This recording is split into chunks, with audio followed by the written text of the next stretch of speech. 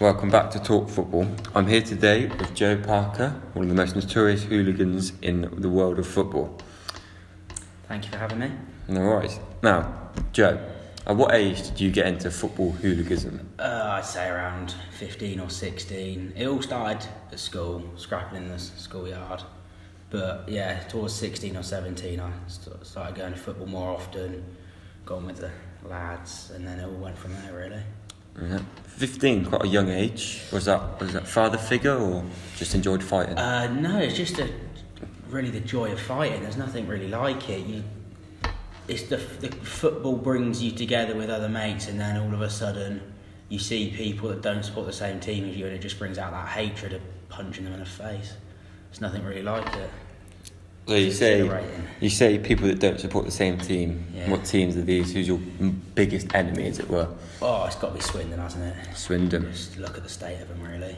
Yeah, fair enough. So, you and your boys, what's a typical Saturday then for you?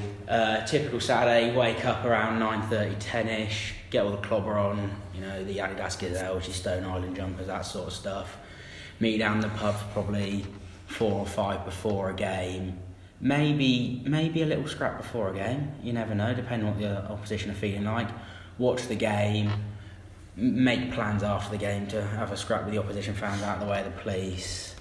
And if you're good, you don't get caught and they end up on the floor in blood and you end up going back to the pub for another few.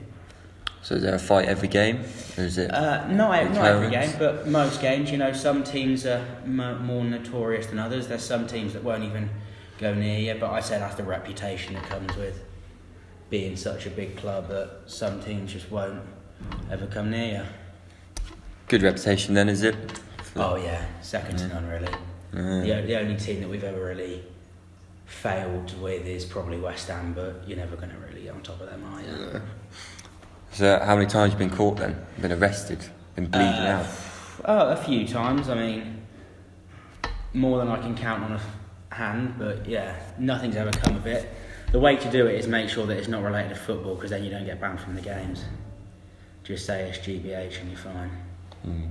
Any of your fellow compatriots then been banned from games? A few of them have got lifetime bans, yeah, but it doesn't stop them from meeting up after the game, does it?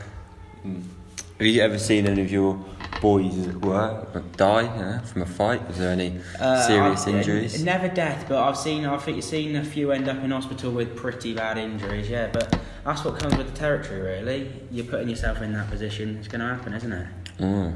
So when's the next one then? What's the next big game? I'm sure it'll be probably Friday. Home game, so, Who's that against? Territory. Scunthorpe, they should bring a few. Fierce, are they? Nah, they're a bit of a wet bunch, really. They're not great at fighting. They've got nothing on us, but no other team in our league has. Alright, lovely. Thank you for joining me today. Thank you for having me. It's been a pleasure.